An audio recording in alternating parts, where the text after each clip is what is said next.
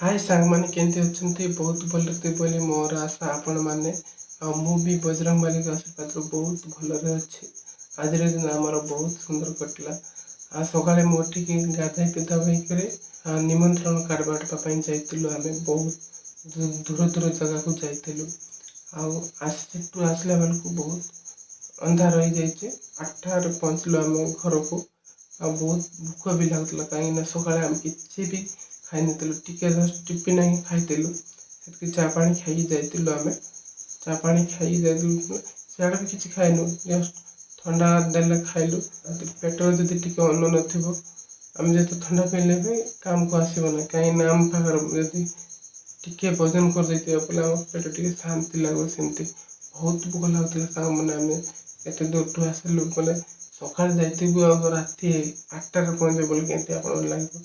ଆପଣମାନେ ଦେଖନ୍ତୁ, ମୁଁ ସୁମିତ୍ର ଦୁଷ୍ଟାମି ଟିକେ ଯଦି କ'ଣ କହିବୁ, କୋଉଟା ଗୋଟେ ଚୁଲଚୁଲ ହଉଥିବୁ ନା କାମ, ତାକୁ ଯଦି ଟିକେ ଜଷ୍ଟ ମନା କରିଦେବୁ, ଦେଖିବୁ ସେ ଯେମିତି ବୋଲେ ତଳେ ଗଡ଼ି ପଡ଼ିବ ହେଲା। ତଳେ ଗଡ଼ିକି ବୋଲେ ଗଡ଼ିଯିବ, ଇଆଡ଼େ ସିଆଡ଼େ ଡୁଲୁଥିବ, ସେମିତି ହଉଛି ସେ। ସେଟା ପାଇଁ ବୋଲେ ତାକୁ ହସ ଲାଗୁଛି, ସେମିତି ହଉଛି ଯେ ପ୍ରକାର ଗମତ ହଉଛି ବା। ଆପଣ ବୋଲେ ଏଇଟା ଆମର ଫାଷ୍ଟ ବାବୁ। ଆଉ ଯେତିକି ମ୍ୟାରେଜ ନ ହେଇକିରି ଦିଲ୍ ଦାଲ୍ ବୁଲୁଥିବ କି ନାହିଁ, ଆଉ ମ୍ୟାରେଜ ହେଲା ପରେ ତ ଏତେ ବୁଲାବୁଲି ନାହିଁ। ଫ୍ୟାମିଲି ହେଇଯିବ, ପରିବାରକୁ ସମ୍ଭାଳିବାକୁ ପଡ଼ିବ। ଆଉ ଏକା ଥିବ ବୋଲେ ଏକା ଯୁଆଡ଼େ ଗଲୁ ସିଆଡ଼େ ଯାଇକରି ଦିନେ 2 ଦିନ ରହିକି ଆଇଲେ ବି କେହି କିଛି କହିବେନି। ଆଉ ଯେତେବେଳେ ମ୍ୟାରେଜ ହେଇଯାଇଥିବ ନା, ସେତେବେଳେ ସବୁ କିଛି ମୁଣ୍ଡରେ ତୋଇ ପଶିବ। ସାଙ୍ଗମାନେ ଆପଣମାନଙ୍କୁ କିଛି ମୁଁ ଉପଦେଶ, ଛୋଟିଆ ଉପଦେଶଟା ଦେଉଛି ମୁଁ, ହେଲେ ମୁଁ ଯେଉଁଟା ଜାଣିଛି ଆପଣଙ୍କୁ ସେଇଟା ସେୟାର କରୁଛି। ଆଉ ମୋ ଲାଇଫରେ ଯେଉଁଟା ଘଟିଛି ସେଇଟା ବି ମୁଁ ସେୟାର କରୁଛି। କାହିଁକିନା ଆମେ ଯଦି ମ୍ୟାରେଜ ନ ହେଇକିନା ବୋଲେ ଜଣେ ଏକଲା ଥିବ ନା, ବହୁତ କିଛି କାମ କରିଥାଉ ବୋଲେ ଯୁଆଡ଼େ ଗଲେ ବି ଏକା, ଯୁଆଡ଼େ ଗଲେ ବି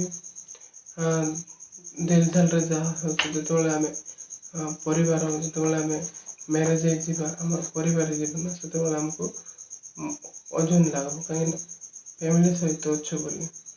ଇଆଡ଼େ ସିଆଡ଼େ ବୁଲାବୁଲି ବି କମ୍ ହେଇଯିବ, କୁଆଡ଼େ ବି ଯାଇବ ନାହିଁ ଠିକ୍ ଭାବରେ, କାହିଁକିନା ଫ୍ୟାମିଲି ସହିତ ହିଁ ଯିବାକୁ ପଡ଼ିବ।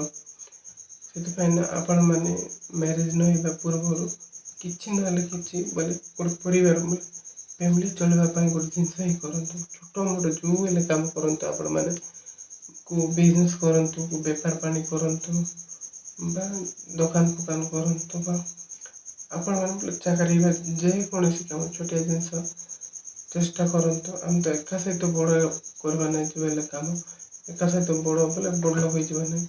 ଧୀରେ ଧୀରେ କାମ ଶିଖନ୍ତୁ ବୋଲେ କରିବା ପାଇଁ ଚେଷ୍ଟା କରନ୍ତୁ ମ୍ୟାରେଜ ନ ହେବା ପୂର୍ବରୁ, କାହିଁକିନା ଆଗରେ ତୁମକୁ ବହୁତ ଭବିଷ୍ୟତରେ କାମ ଦେବ ସେଟା।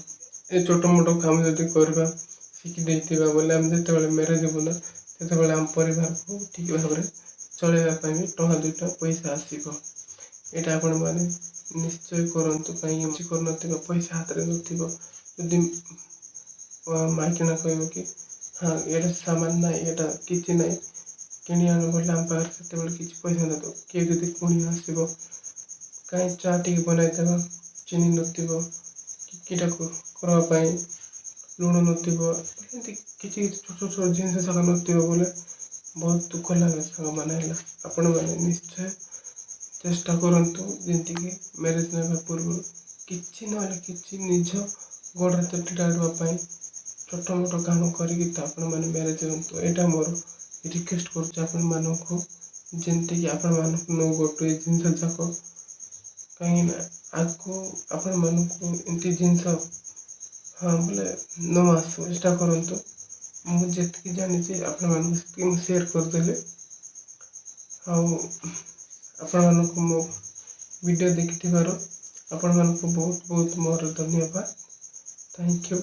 ଜୟ ବଜରଙ୍ଗବଲି, ଜୟ ଶ୍ରୀରାମ।